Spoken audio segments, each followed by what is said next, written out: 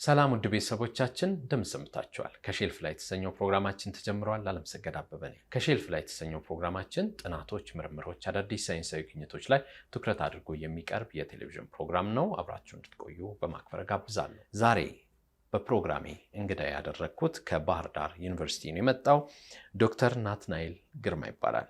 በባህር ዳር ዩኒቨርሲቲ በኬሚካል ምህንድስናና በምግብ ምህንድስና ተመራማሪና መምህር ነው። ከሱ ጋር ቆይታ እናደርጋለን። ቆይታ ስናደርግ ደግሞ የፒኤችዲ ወይም ደግሞ የዶክትሬት ትምህርቱን ሲያጠናቀቅ በሰራው የምርምር ውጤቱ ላይ እናወራለን። የምርምር ውጤቱ ርዕሰ ጉዳይ ሰው በተፈጥሮ የሚያስወግደውን ሽንት በመሰብሰብ ትሪት በማድረግ ወደ ጥቅም መቀየር የሚያስችልን ሐሳብ ነው የሚያነሳው። ሐሳቡ ደግሞ የሰው ሽንት በተፈጥሮ ከፍተኛ የሆነ ናይትሮጂን፣ ፎስፈረስ እና ፖታሲየምን ይይዛል። እነዚህ ንጥረ ነገሮችን ለይቶ በማውጣት ወደ አፈር ማዳበሪያነት መቀየር የሚቻልበትን ሐሳብ ነው የሰራውና እንግዲህ የፒኤችዲ ትምህርቱን ያጠናቀቀው በዚህ የጥናትና የምርምር ውጤቱ ዙሪያ እንድናወራ እንግዲህ ከባህር ዳር ድረስ መጥቷል። አብሮን ይቆያል። አብራችሁን ቆዩ። ናቲ እንኳን ደህና መጣ። እንኳን ደህና ቆየኝ። ደስ ብሎኛል ስለተገናኘን። እኔም በጣም ደስ ብሎኛል። የተገናኘነው አዲስ አበባ ዩኒቨርሲቲ የመጨረሻ የመመረቂያ ስራዎቻችሁ ላይ ንግግር በተደረገበት ቀን ነው። ትክክል። ያኔ ሰፖርት ያደረጋችሁ አካል ነበረ? አዎ ትክክል። ሲዳ ስዊዲሽ ዴቨሎፕመንት ኤጀንሲ እንደዚሁ ኢትዮጵያን ጨምሮ ቦሊቪያ እና ሌላ 5 ሀገራቶችን ይደግፋል። የሚደግፍበት ምክንያት አንደኛ ካፓሲቲ ቢልዲንግ ተብሎ ታስቦ ማለት ነው። ተመራማሪዎችን ካሉበት ደረጃ ከፍ ወዳለ ደረጃ በማስተማርና ጠቃሚ ሪሰርቾችን የሀገሪቱ መንግስትና ዩኒቨርሲቲዎች ላይ ያሉ ቴማቲክ ኤሪያዎች ተመርጠው በነዛ አወዳድሮ ሰውን ማሰልጠን ነው ማለት ነው። እግረ መንገድ ምን ይፈታል ማለት ነው። አገሪቷ ላይ ክሪቲካል ተብሎ የተለዩ ችግሮችን እግረ መንገድ እንዲፈቱ ታስቦ ማለት ነው። በዛ መልክ ምን ይወጣል? የሪሰርች ኮል ይወጣል። የሪሰርች ኮሉን ተመራማሪዎች ተወዳድረው ያሸነፋሉ። ያሸነፉት ጆን ያደረጉት እንግዲህ እስከ ፒኤችዲያቸው ድረስ ያስቀጥላል ማለት ነው። የስዊድን ተራድኦ ትልቅ አገልግሎት ኢትዮጵያ ላይ ላለፉት 70 እና 80 ዓመት ይመስለኛል። ምናልባትም አባቶቻችን አሁን የኔ አባት በሲዳ ሰፖርት ነው የተማረው። በደን ምርምር ላይ የነበረ ሰው ነው። በተለይ ውጭ ሀገር ድረስ ልከው አስተምረው ሌሎችንም ደግሞ ትልልቅ ሳይንቲስቶችን የፈጠሩ ናቸው። በተጨማሪም ደግሞ ስዊድን ብሎክ ተብሎ ትምህርት ቤት ሃይስኩል ውስጥ ይሰሩ የነበሩ ትምህርት ቤቶች፣ የቀድሞ ትምህርት ቤቶች ብዙዎች እንዲማሩም እድል የሰጡ ናቸው። በዚሁ አጋጣሚ አሁን ፌዛው ታርጎ ይመስለኛል ወደ ማድረግ እየሄደ ነው። ግን ቴንኪዩ ማለትም ደግሞ ያስፈልጋል። ለብዙ ነገሮች እድል ናቸው። በተለይ በደን ምርምር ላይ ትልልቅ ስራ እንደተሰራ አውቃለሁ። ከልብ ነው በጣም እናመሰግነው። ምክንያቱም ባለፈው አንተ መዝጊያ ፕሮግራም የተገናኘንበት ላይ ራሱ ኦልሞስት በእኛ ሰብ ፕሮግራም ብቻ 19 ተማሪ ነበር የነበረው። የፒኤችዲ ተማሪ ማለት ነው። አንተ የተገኘህበት ቦታ ላይ በነጋታው ደግሞ የ6 ኪሎ ወይም አጠቃላይ አዲስ አበባ ዩኒቨርሲቲ ደግሞ ነበረ። ከ50 በላይ ተማሪዎች የነበሩበት ማለት ነው። እንግዲህ 50 ፒኤችዲን ተማሪ ማፍራት በጣም ትልቅ ነገር ነው። ፒኤችዲ ማፍራቱ ብቻ ሳይሆን ተመራማሪዎቹ የሚፈቱት ችግር ደግሞ እዚሁ ኢትዮጵያ ላይ ሊሰራና ሊተገበር የሚችል ነገር ነው እና ይሄ ነገር ራሱ በጣም ትልቅ ትርጉም ያለው ነገር ነው። የፍሎራ ኦፍ ኢትዮጵያ ኤንድ ኤሪትሪያ የሚለው ጥናት ራሱ ሰፖርት የተደረገው ለ30 ዓመት በእነሱ ነው። ስለዚህ የስዊድን እና እዛ አካባቢ ያሉ ተመራማሪዎች ኢትዮጵያውያን ተመራማሪዎች ናቸው የኢትዮጵያን እጽዋት አይደንቲፋይ የሚያደርገውን ፍሎራ ጥናትን እንዲጠና ያደረጉት እና ይህንም ሰፖርታቸውን በዚሁም አጋጣሚ በጣም ሪኮግኒሽን መስጠት ያስፈልጋል እና በጣም ደስ የሚለው እንደነ ፕሮፌሰር ኢንሰርሙ አይነት አሁን በህይወት የሉም፣ እንደነ ፕሮፌሰር ሰብስቤ ሌሎችም የነሱ ባች የነበሩ ኦፕሳላ ዩኒቨርሲቲ ድረስ ሄደው እንዲማሩ ያደረጓቸው ይሄ ተቋም ነው እና በዚሁ አጋጣሚ ማመስገን አለብን ብዬ ነው። እንዴት ነበር የአዲስ አበባ ዩኒቨርሲቲ ቆይታ? የአዲስ አበባ ዩኒቨርሲቲ ቆይታ ጥሩ ነበር። ያው እንደማንኛውም ተማሪ ቻሌንጆችም ኦፖርቹኒቲዎችም ነበሩ። ያው የማይታለፍ የለም እንግዲህ በፈጣሪ በእግዚአብሔር ፈቃድ እንግዲህ አልፈናል፣ እዚህ ደርሰናል። እንግዲህ የመረጣችሁበትም ደግሞ ዘርፍ ትንሽ ለየት ይላል። የሰው ልጅን በተፈጥሮ የሚገኝ ሽንትን አካባቢ ብክለት ላይ ከፍተኛ ተጽዕኖ አለው። ኮንታሚኔትድ ነው፣ ቶክሲክ ነው። ያንን ግን ትሪት አድርገን ለአካባቢያችን ምቹ እንዲሆን በተፈጥሮ ደግሞ የተፈጥሮ ማዳበሪያ ዩሪን ፈርቲላይዘር እንዲሆን የማድረግ ሂደት እና እነዚህ ፖታሺየም፣ ናይትሮጂን እና ፎስፈረስ ይዘቱ ከፍተኛ ስለሆነ እነዚህን ትሪት አድርጎ ወደ ጥቅም መቀየር በሚለው ነገር ላይ ነው ስራ የሰራችሁት። የተወሰነ ዓለም አቀፍ ተሞክረዋል። እንዴት መረጣችሁት? አካሄዱ የነበረው ያው ስዊዲሽ ሲዳ ኮል ያወጣል። ኮል ሲያወጣ ሪሰርቸሮች ተሰባስበው ግራንት ይጽፋሉ እና እዛ ግራንት ላይ እያንዳንዱ ሪሰርቸር የየራሱን ቴማቲክ ኤሪያ ይዝና ያወጣል። ያ ፕሮጀክት ከሌሎች ግሩፕ ኦፍ ሪሰርቸሮች ጋር ይወዳደርና ያልፋል ማለት ነው። እንደ አጋጣሚ ይሄን ቴማቲክ ኤሪያ የመረጠችው የኔ ሱፐርቫይዘር የነበረችው ዶክተር አደይ ነች። አሁን አዲስ አበባ ዩኒቨርሲቲ ላይ ነው የምትገኘው። ስራዋም አብዛኛውን ጊዜ ከዚህ ጋር የተገናኘና ከዋን ሄልዝ ፐርስፔክቲቭ ጋር የተገናኘ ስራ ነው የምትሰራው። እሷ ባወጣችው ወይም እሷ ባሸነፈችው ፕሮጀክት ላይ ነው እንግዲህ ተወዳድረን የገባ ነው። ስለዚህ እንትኑን ምን ያህል ጊዜ ወሰደባቸው? ኦልሞስት 5 ዓመት አካባቢ ፈጅቶብናል። 5 ዓመት አካባቢ ፈጅቷል። ፕሮጀክቱ ያው ኢኒሺየት ስታደርገው ኮሉ ሲወጣ ራሱ ታርጌት ዶሮ ነው የሚወጣው። ሽንት ላይ መስራት ብቻ ሳይሆን ሽንትን ምን ማድረግ ላይ፣ ሽንትን ወደ ፈርቲላይዘር መቀየር ብለህ ካሰብክ ደግሞ ኦኬ አምጥተህ ቀየርክ፣ ደንዋት የትኛው ቦታ ላይ ነው የምትሰራው፣ የትኛው ቦታ ላይ ነው ቫሊዩ አድ የምታደርገው የሚለው ነገር የሚወስነዋል ማለት ነው።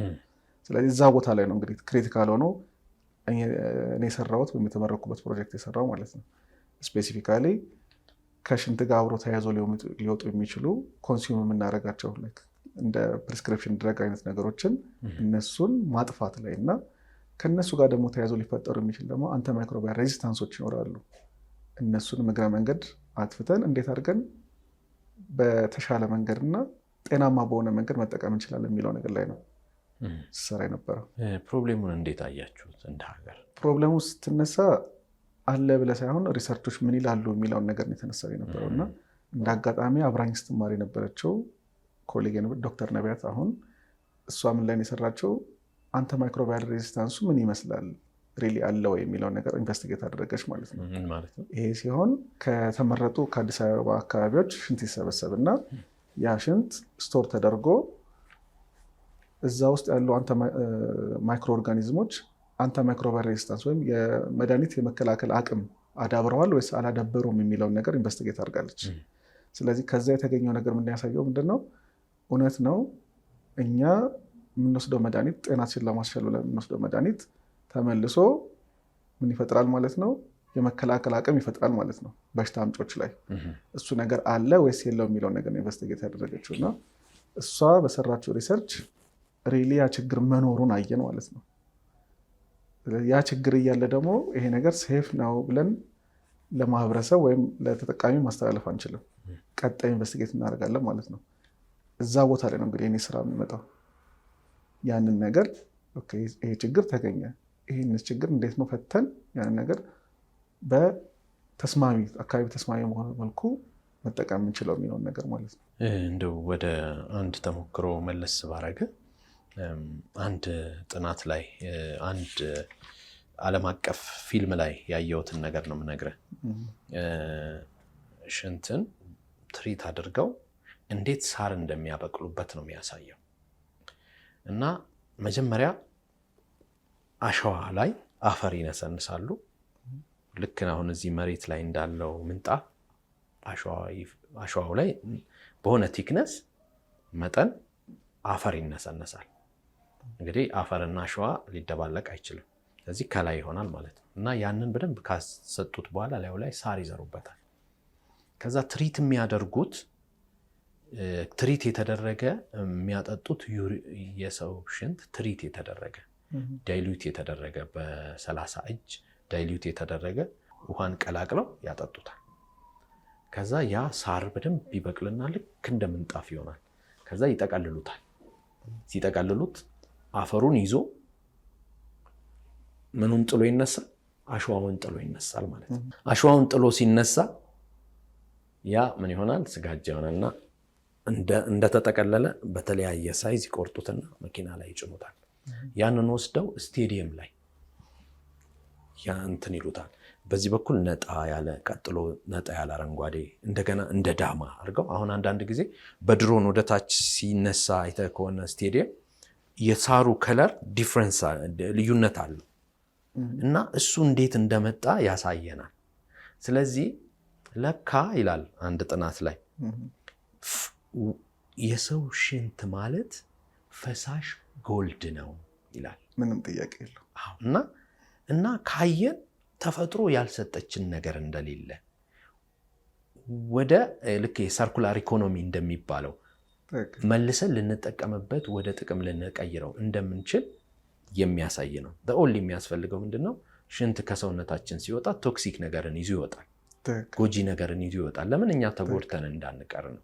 በተፈጥሮ የምናስወግድበት ነው። ግን ያ ነገር ደግሞ መጥቶ ስንጠቀምበት እንዳይጎዳ ትሪት እናደርጋለን። ያን እናስወግደን ወደ ጥቅም መቀየር እንችላለን ወደሚለው ነገር ያመጣል። ስለዚህ ዓለም አቀፍ ተሞክሮም ሰፊ ነው። ጥሩ ነው ያያችሁት ብዬ ነው የማምነው። አንድ ነገር እንደውም ልጨምርልህ። ፕሮጀክት ስዊድን ላይ አሸንፈው አብረን በግሩፕ የሚሰሩት ሪሰርቸሮች ከሽንት ፈርቲላይዝ የተደረገ ባርሊ ገብስ ማለት ነው። ከዛ ደግሞ ከገብሱ ደግሞ ቀጥታ ደግሞ ወደ ቢራ ተቀይሯል እና አብረው ምን አይተዋል ማለት ነው። ሽንትን እንዴት አድርገን ወደ ፈርቲላይዘር ቀይረን ፈርቲላይዘሩን ተጠቅመን ለኤቭሪዴይ ልንጠቀማቸው የምንችላቸው ኮንሱሜብል የሚሆኑ የምንጠቀማቸውን የምግብ ዝግጅት ሰብሎችን አሳድገው ያን ነገር ደግሞ እንዴት ወደ ፕሮዳክት መቀየር እንደሚቻል ያሳዩበት ፕሮጀክት አለ። ስለዚህ ቢራም ተመርቶ ቢራውንም ቀምሰናል ነው። ስለዚህ ሰፋ ያለ ነገር አለ በደንብ። ከዚህ አንጻር እናንተ እንደ ሀገር ምን አያችሁ? እንደ ሀገር እንደማን? እንደ ኢትዮጵያ ወይስ? አሁን እንደ ኢትዮጵያ። እንደ ኢትዮጵያ ቻሌንጅሞችም አሉት ኦፖርቹኒቲዎችም አለ። ሁለት ነገር ነው ያለው። አሁን ሊኩዊድ ጎልድ ብለህ ለሰዎች ኦፖርቹኒቲውን ብቻ ማሳየት ሳይሆን ቻሌንጆችም እንዳሉ ደግሞ መናገር አስፈላጊ ነው። የመጀመሪያው ቻሌንጅ የሚሆነው ልክ እንደ ማይን እንደሚደረጉ ነገሮች ከመሬት ተቆፍሮ እንደሚገኙ ነገሮች አይደለም የምታገኘው። ሽንትን ሰብስበን የምታገኘው። ስለዚህ ልሰብስብ ስትል ደግሞ የሰውን ሞቢሊቲ ደግሞ ኮንሲደር ማድረግ አለብክ።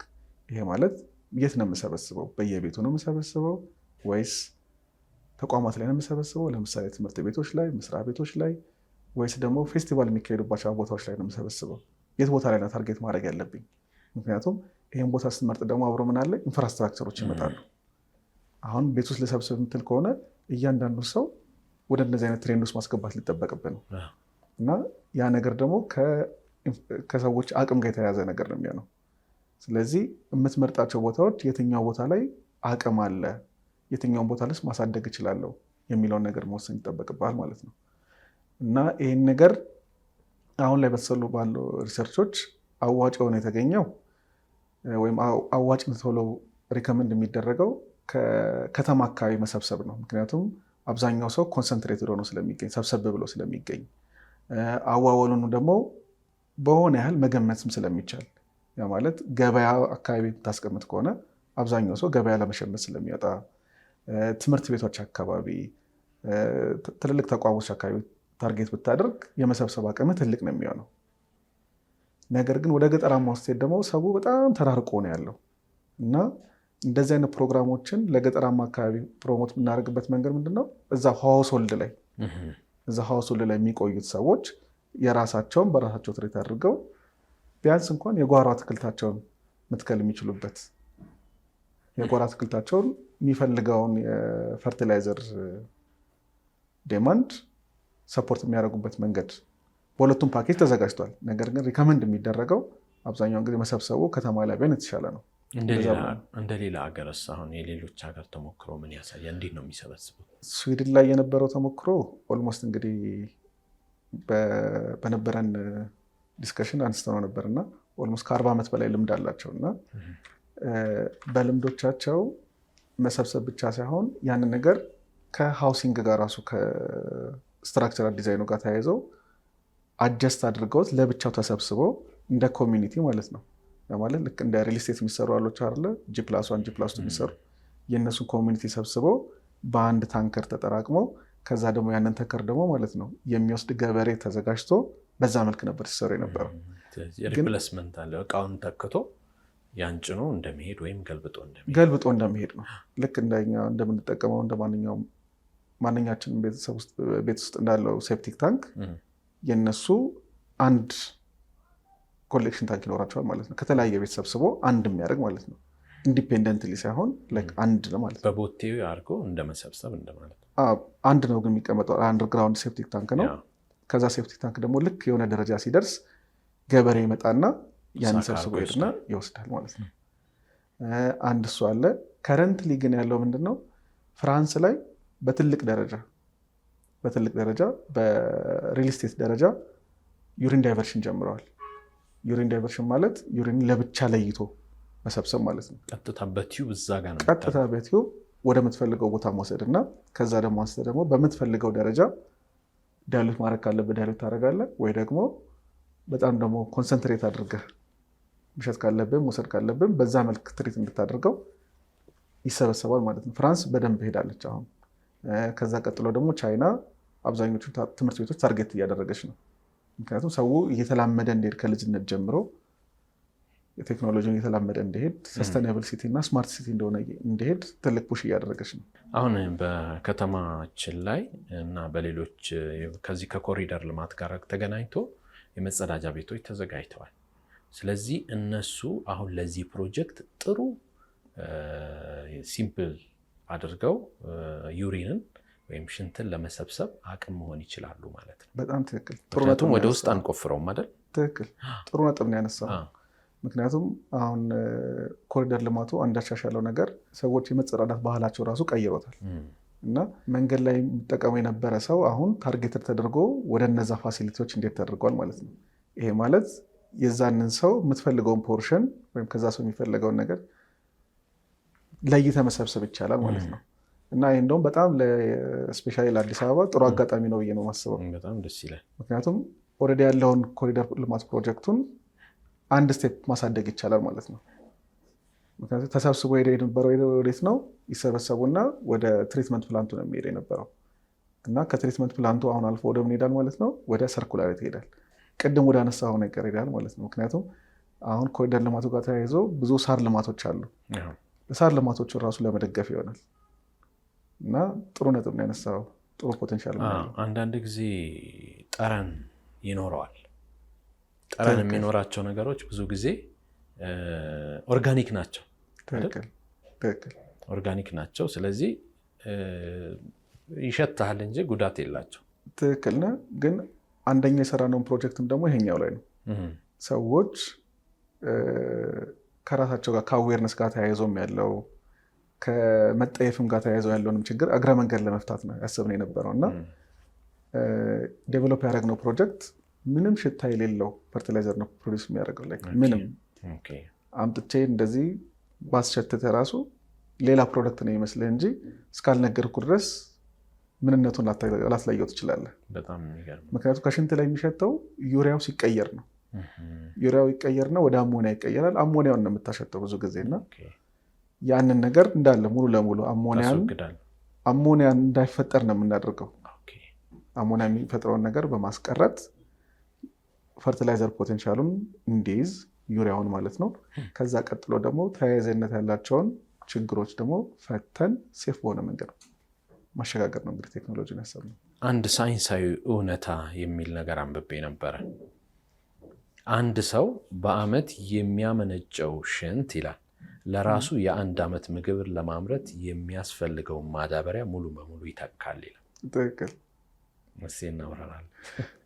ምክንያቱም ይሄን ከየት ነው የምትነሳው መሰለህ? ከማይኒንግ ነው የምትነሳው። ከማይኒንግ አሁን ለምሳሌ 10 ኪሎ ግራም ናይትሮጅንም ፎስፌትም ወይም ፖታሽየም በለው አመጣኸው። ያ ከመጣ በኋላ አግሪካልቸር ላይ አፕላይ ስታደርገው ሎሶች ይኖሩታል። በረኖፍ እና በሊኬጅ ማለት ነው። ሎስ ይኖራል። ከዛ ደግሞ ይመጣና ወደ ሄዳል ማለት ነው። ወደኛ ደግሞ ይገባል። እኛ ደግሞ ከተክሉ መርጠን ነው የምንወስደው አይደለ?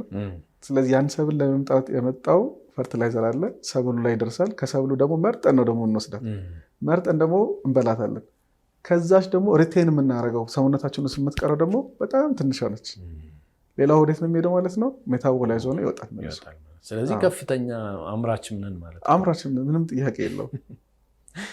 እና እንደውም የሽንት ይዘት በአማካይ 95% የሚሆነው ውሃ ነው። ስለዚህ 5% ነው የተለያየ ንጥረ ነገር። ስለዚህ ጠቃሚውን ንጥረ ነገር እና ጎጂ የሆነውን ንጥረ ነገር በመለየት ነው ይህንን ስራ መስራት የሚቻለው አይደለም? ስለዚህ በምን አይነት ፕሮሰስ ነው? አሁን ለምሳሌ ዴሉት ማድረግ ውሃን ጨምሮ መበጥበጥ ነው። ይሄኛው ደግሞ ማድረቅንም ማትነንም ሊኖርበት ይችላልና ምን አይነት መካኒዝም ነው? እኛ ኢንቨስቲጌት ያደረግነው እንግዲህ 2 ቴክኖሎጂዎችን ነው። አንደኛው በአልካላይዝ ማድረግ ወይ ደግሞ ፒኤቹን ትልቅ ማድረግ፣ ፒኤቹን ከ11 እና 11.5 በላይ በማድረግ ማስቀመጥ ሽንትንና ከዛ በኋላ ማድረቅ።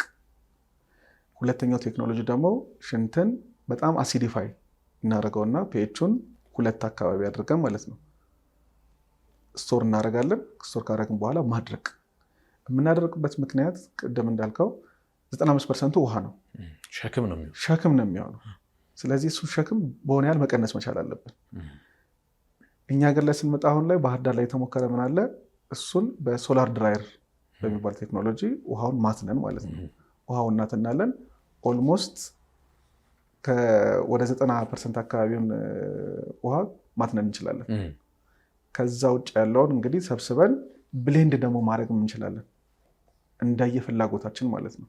ብሌንድ ስናደርግ ለምሳሌ ስፔሻሊ ለአሲዲቲ ለተጠቃ መሬት ላይ ምን እናደርጋለን? ከአሽ ጋር መደባለቅ ይቻላል። ከአመድ ጋር ማለት ነው። አመድ ራሱ ፒኤቹ 11 በላይ ነው። አመዱ ትቀላቅለዋለህ። አሲዲፋይ ለተደረገ መሬት አሁን ላይ ላይምን እየተጠቀምን ያለ ነው እና እሱን አትሊስት በሆነ ያህል ደረጃ ሰስተኛ ማድረግ ቻንስ አለው ማለት ነው። ሙሉ ለሙሉም ፒኤቹን ባይቀይር ድጋፍ የማድረግ አስተዋጽኦ ይኖራል ማለት ነው። ሁለተኛው ቴክኖሎጂው አሲዲቲው ነው። የአሲዲቲው እሱ እንደውም የተሻለ ቴክኖሎጂ ያገኘ ነው። ምንድነው? ምንም ሽታም የለውም አንደኛ። ሁለተኛ ደግሞ አሲዲፋይ የምናደርግበት መንገድ ራሱ ተፈጥሯዊ የእኛ ሽንት የያዘው ለምሳሌ ኦግዛሊክ አሲድ ይባላል። ኦግዛሊክ አሲድን ተጠቅመን አሲዲፋይ ማድረግ እንችላለን። ሲትሪክ አሲድን ተጠቅመን አሲዲፋይ ማድረግ እንችላለን። ፒኤቻቸው 3 አካባቢ ቢሆንም ማለት ነው፣ 3-4 አካባቢ ቢሆንም። ስለዚህ ተፈጥሯዊ በሆነ መንገድ ላይ ጎጂ ባልሆኑ ኬሚካሎች እነዛን ነገር ማድረግ እንችላለን ማለት ነው። እግረ መንገዱ እናደርጋለን። ሌላም ደግሞ መሬቱን ሊጠቅሙ የሚችሉ ነገሮችን ብሌንድ አድርገን ለመሬቱ ግብዓት እናደርግለታለን ማለት ነው። ምናልባት ይሄ እንግዲህ አዲስ ሳይንስ ዓለም በቅርብ ጊዜ ከ40 ዓመት ወደዚህ ያወቀችው ሳይንስ ነው። ሀገራት አሁን ደግሞ እንደ አዲስ እየሰሩ ያሉ እንደሆነ ያሳያል። አሁን ዝም ብለን ስናስብ ምን ያህል ሺህ ቶን በቀን ሽንት ከሀገሪቷ ላይ መሰብሰብ ይቻላል ብለን ብናስብ በጣም ከፍተኛ የሆነ ሳይዝ እናገኛለን፣ መጠን እናገኛለን። ስለዚህ ይህንን የምናስበው በሃይ ስኬል ነው የምናስበው። በሃይ ስኬል ካሰብነው ደግሞ ትልልቅ ጃይንት ወደሆነ ኢንዱስትሪ መቀየር ይቻላል። ወደ ጃይንት ወደሆነ ኢንዱስትሪ ስንቀይረው ደግሞ ብዙ የስራ እድሎችን፣ ብዙ ኢትዮጵያ የምታወጣቸውን የውጭ ምንዛሬዎችን የማስቀረት ሁሉ አቅም አለው። ስለዚህ አይናችንን መክፈትና ማየት፣ ከዛ እዚህ ነገር ላይ ትኩረት ቢደረግ ውጤት እንዳለው የእናንተ ጥናት የሚያመለክት ይመስለኛል። ትክክል። እንደ አንዳንድ ፊገሮች ለመስጠት ያክል ያው አብዛኛው የውጭ ሀገሮች ዌስታቸው ከህይወት የሚወጣ ዌስት ከሲወሬጅ ጋር የተገናኘ ነው እና አሁንም ኢትዮጵያ እየሄደችበት ያለችው መንገድም እሱ ነው። እስፔሻሊ ወደ አራብሳ ወደ ኮዬ ምናምን ከወጣ የነዛ ነገሮች ኦልሬዲ በዲሽ እየተደረገ ወደ ትሪትመንት ፕላንት የሚሄድበት ነገር እየተጀመረ ነው ያለው። ከረንትሊ ነው የማውቀው ለምሳሌ ከቡልቡላ ያለው ኮንዶሚኒየሞች ተሰብስበው ትሪትመንት ፕላንት አለ። ወደ ትሪትመንት ፕላንት አልፎ ነው የሚሄደው እና ወደ ፖይንቴ ስመለስ አንተ ቤት ውስጥ ከምታመርተው ዌስት ሊኩዊድ ዌስት ውስጥ 50% ናይትሮጅኑን ግባት የሚሆነው ከሽንት ነው። 50% እንግዲህ ፎስፈረሱም ደግሞ እስከ ናይትሮጅኑ ከ50 እስከ 80%፣ ፎስፈረሱም ከ50 እስከ 60%። እነዚህ እንዳለ የት ነው የሚሄዱት ማለት ነው? ቀጥታ ዌስት ዋተር ትሪትመንት ነው የሚሄዱት። ዌስት ዋተር ትሪትመንት ሲሄድ ደግሞ እነዚህን ሃንድል ሊያደርግ የሚችል ነገር አይደለም ያለው። አብዛኛውን ጊዜ እነዚህ ነገሮች ተመልሰው ይወጣሉ ከዌስት ዋተር ትሪትመንት ፕላንቱ ዘለውት ይወጡና ቀጣይ ወዳለ ነገር ነው የሚሄዱት ማለት ነው። እንደውም እንደ አጋጣሚ ካየክ ወንዝ ዳር ላይ የሚሰሩ እንትኖች አሉ፣ ብዙ ጊዜ ተክሎች አሉ። ብዙ ጊዜ ቶሎ ነው የሚደርሱት። ይህን ነገር ካየው ምክንያቱም ግብአታቸው ናይትሮጅንና ፎስፈረሱ ከዚህ ሶርስ ስለሚያገኙት። ከእንደገና ደግሞ ይሄ ናይትሮጅንና ፎስፈረሱን ደግሞ ለማውጣት ብለን ደግሞ ዌስት ዋተር ትሪትመንት ፕላንት ላይ የምናወጣው ኢነርጂ አለ ከኤሬሽን ጋር ተያይዞ። ምክንያቱም እዛ አካል የሚሰሩት ማይክሮ ኦርጋኒዝሞች ናቸው። እነዛ ማይክሮ ኦርጋኒዝሞች አሳድገን ኦርጋኒክ የሆኑ ኮንተንቶችን ሜታቦላይዝ እንዲያደርጉልን ስንፈልግ ሰፕሊመንት እናደርጋቸዋለን ኦክሲጅን። ከዚህ ተያይዞ ጋር ያለው ኤሌክትሪሲቲ ኮስት እስከ የትሪትመንት ፕላንቱን 50% ድረስ ይደርሳል። እና እነዚህ ነገሮች ሁሉ ያስቀርልሃል። ከዚህ ጋር መተህ ሽንቱን ለብቻ ለይተህ ወደ ፈርቲላይዘር የምትቀይበት መንገድ እዚህ ጋር ትሪትመንት ፕላንት ለራሱ የምታወጣውን ኮስት ይቀንስልሃል። እና ተያያዥነት ነገር ነው ያለው። አንዱ ከአንዱ ተመጋጋቢነት ነገር አለ። በኤሪያው ላይ መስራት ለሚፈልግ ኢንቨስተር ምን አይኑን እንዲከፍትና ኤሪያው ላይ ኢንጌጅድ እንዲያደርግ ውስጥ ምርምሩ ምን ይነግረናል? ምርምሩ ሶሺዮ ኢኮኖሚክሱ እየተሰራ ነው ያለው። ምክንያቱም ሶሺዮ ኢኮኖሚክሱ ከምን ጋር የተገናኘ ነው? ከማህበረሰቡ ልምድ ጋር የተገናኘ ነው። ማህበረሰብ ልምድ ሲባል አንድ ፕሮዳክት ስላመረትከው ብቻ ትሸጠዋለህ ማለት አይደለም። ያ ነገር እንዴት እንደተመረተ ከምን እንደተመረተ አውቆ ነው ያን ነገር የሚገዛህ እና ሶሺዮ ኢኮኖሚክሱ ስቲል እየተጠና ያለው።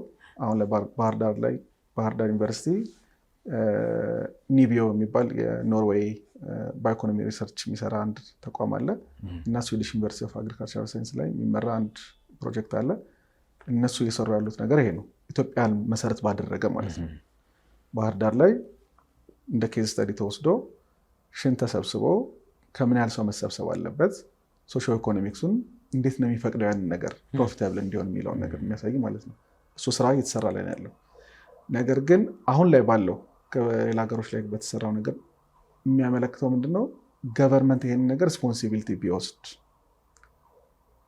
ምክንያቱም መንግስት ከእያንዳንዱ ሰው ደግሞ ማለት ነው በሚያመነጨው ልክ እንደ ውሃ ቆጣሪ ሲቆጥር እንደምትከፍለው ልክ ሁሉ በዌስትም የሚከፍለው አለ እና በዛ ላይ ቻርጅ ማድረግ ይችላሉ። በዛ መልክ ገቨርንመንት ሪስፖንሲቢሊቲን ቢወስድ። ምክንያቱም ቅድም እንደነገርኩ የምንወስዳቸው መድኃኒቶች በሽንት በኩል ይወጣሉ።